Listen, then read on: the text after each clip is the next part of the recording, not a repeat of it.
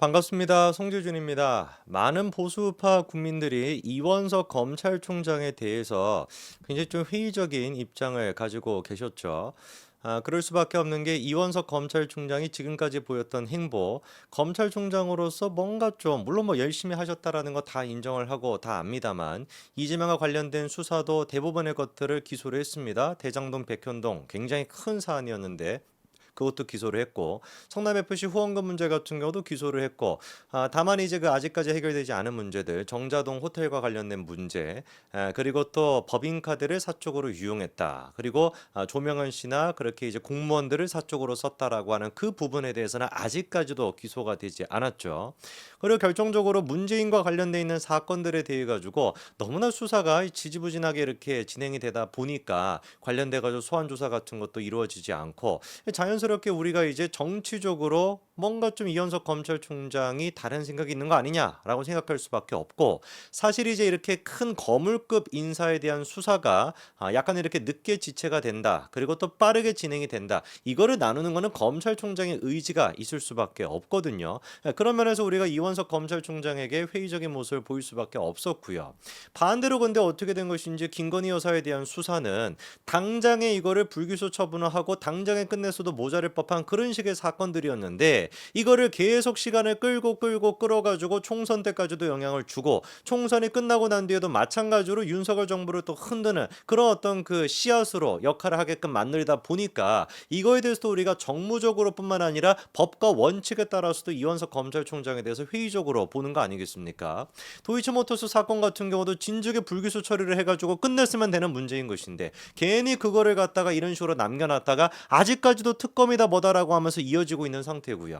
디올 파우치 문제 같은 경우는 어떻습니까? 권익위가 이번에 결정을 내렸던 것처럼 청탁금지법은 애당초 배우자에 대한 처벌 조항이 없기 때문에 원래 그냥 법적으로 김건희 여사를 처벌할 수가 없습니다. 법적으로 처벌할 수 없으니까 뭐 검찰이 어떻게 해야 되겠습니까? 검찰이 뭐 법을 만드는 기관입니까? 검찰이 국회입니까? 검찰총장이 무슨 뭐 대통령입니까? 아니잖아요. 시행령을 만들 수 있는 것도 아니고 당연히 그러니까 검찰총장과 검찰은 그 처벌할 수 없는 법 조항을 가지고서 처벌하겠다, 수사하겠다라고 난리를 칠 것이 아니라 당장에 그냥 불기소로 끝냈으면 되는 문제인 것입니다. 근데 그거를 안 끝내고 있다 보니까 지금까지도 민주당이 그거를 가지고 특검이다 뭐다라고 설치고 있는 거 아니겠어요.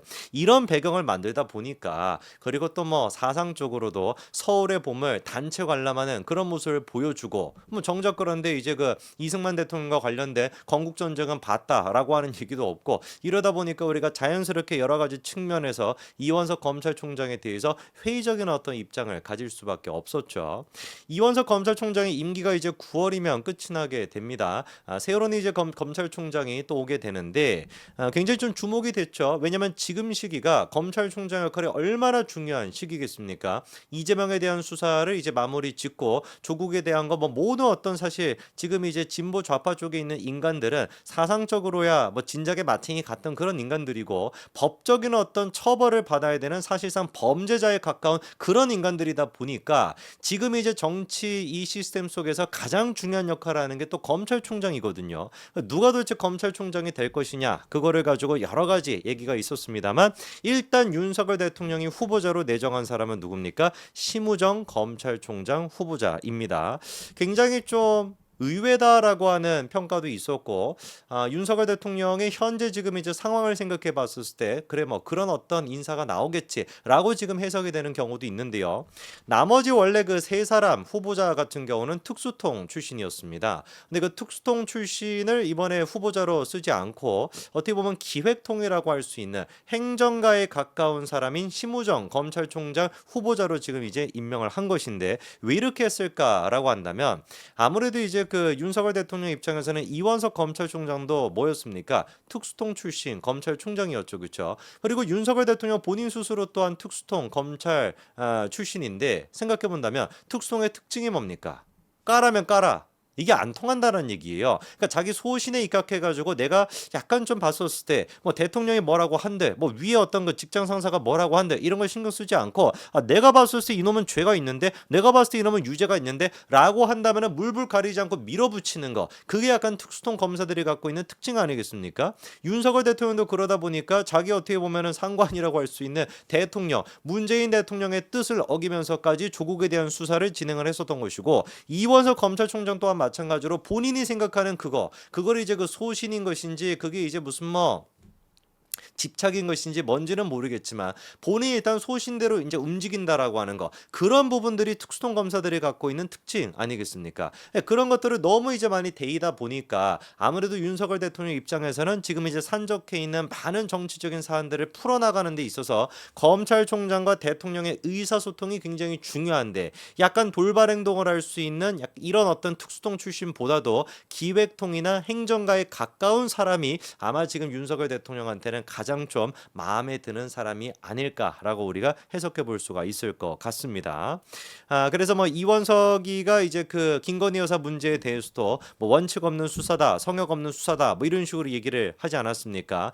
그런 어떤 모습을 보면서 야, 이거 안 되겠다. 괜히 어떤 자기의 어떤 사리사욕이나 이념으로 인해 가지고 법과 원칙대로 처리하지 않고 이런 어떤 돌발 행동이 벌어지니까, 돌발 행동을 하지 않게끔 최대한 일단 법과 원칙에 맞게끔 안전하게 행동하는 사람이 필요하겠다라고 해가지고 정책과 법무 행정 같은 거에 밝고, 그리고 또 정무 감각이 뛰어난 이런 기획통의 마음이 끌렸다, 이렇게 이제 보는 게 제일 맞을 것 같습니다. 자, 그리고 이제 현재 민정수석, 어떻게 보면은 대통령과 검찰 양측의 이제 중간다리 역할을 하는 민정수석인 이 김주원 민정수석 같은 경우도 특수통 출신이 아니라 또 기획통 출신 아니겠습니까?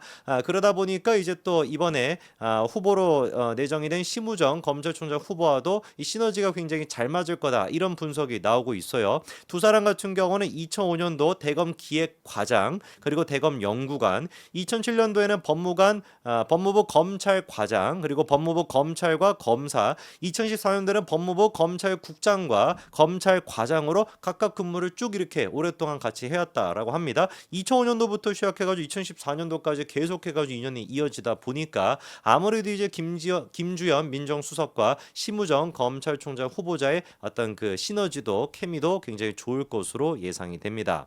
한 산적해 있는 문제들이 굉장히 많아요. 일단 이제 그 대통령과 관련돼 있는 사안들, 제일 중요한 게 김건희 여사의 도이치모터스 사건 아니겠습니까? 일단 도이치모터스 사건 같은 경우는 이제 수사지휘권이 박탈이 돼 있는 상태긴 합니다만, 수사지휘권이 박탈이 돼 있다라고 해도 대통령과의 어떤 그 의사소통이 굉장히 중요한 사안이죠, 그렇죠? 이 부분에 대해 가지고 민주당이 특검이다 뭐다라고 저런 식으로 난리를 치고 있는 와중에 그 특검이라고 하는 불에다가 기름을 부어주는 꼴이 아니라 특검에다가 소화기를 뿌리는 그런 역할을 할 수 있게끔 대통령실과 이 협조, 그리고 또 의사소통이 잘 돼야 된다라고 보고요. 그 다음에 이제 또 민주당 쪽에서는 물불 가리지 않고 이 문제를 가지고서 또 공격하지 않겠습니까? 그때 이제 그 피해, 그리고 또 공격의 가장 1차적인 차원이 심우정 후보자한테 될 수밖에 없으니까 그 공격을 얼마나 잘 받아내는가, 이것도 굉장히 중요한 포인트가 될 것 같습니다. 윤석열 대통령과 관련돼 있는 사안뿐만 아니라 민주당과 관련된 사안도 어떻게 처리를 하냐, 이것도 이제 굉장히 중요한데, 돈봉투 사건 아직도 끝나지 않았죠, 그렇죠? 그리고 또 문재인의 사위, 전 사위죠, 그렇죠? 전 사위의 채용 부정, 그 사건에 대한 거, 김정숙의 인도 타지말 외유성 출장 의혹 사건, 권순일과 이재명의 재판 거래 의혹, 뭐 이런 어떤 그 많은 또 민주당과 관련돼 있는 사건들이 산적해 있는 상태다 보니까 민주당의 수많은 그런 공격을 받아내면서 이거를 또 어떻게 풀어나갈지 굉장히 지금 중요한 위치에 있습니다. 그러니까 이제 여당 쪽에서는 김건희 여사와 관련된 사건을 어떤 식으로 풀어나갈 것이냐, 그리고 또 동시에 야당의 저는 수많은 지금 범죄 혐의에 대해 가지고 어떻게 풀어나갈 것이냐, 양쪽에 지금 전부 다 지금 찌부가 돼 있는 것이 심우정 후보자의 지금 운명인데, 이런 상태다 보니까 더더욱 다른 어떤 검사보다도 정무적인 감각이 지금 제일 제일 필요한 시점이고 그런 차원에선 특수통, 수사 능력은 뛰어나다라고 할지라도 약간 외골수 같은 느낌이 있고 자기 뜻대로 움직인다라고 할 수 있는 그 특수통 검사보다도 기획통, 정무적인 감각이 뛰어나고 기획력이 뛰어난 기획통인 이 지금 심우정 후보자가 앞으로 어떤 모습을 보일지 우리가 굉장히 좀 기대가 됩니다. 내부적으로 들어보니까 누구보다도 유연하고 누구보다도 합리적이다라고 하는 평가를 받는 분이 바로 심우정 후보자라고 하는데 이분이 검찰총장이 됐었을 때는 또 다른 모습을 보일지 이원석과 같은 모습을 보여가지고 또다시 대통령실을 위기에 빠뜨릴 것인지 아니면 탁월한 정무적인 감각을 통해 가지고 여소야대 끝판왕인 이 상태에서 법과 원칙에 입각해서 요리조리 틈을 잘 노려가지고 한동훈 법무부 장관이 그랬던 것처럼 새로운 어떤 길을 만들어 나갈지 굉장히 기대가 많이 되는 상황입니다. 어떻게 앞으로 심우정 후보가 모습을 보일지 우리도 기대해 봐야 되겠습니다. 여기까지 말씀드리겠습니다. 감사합니다.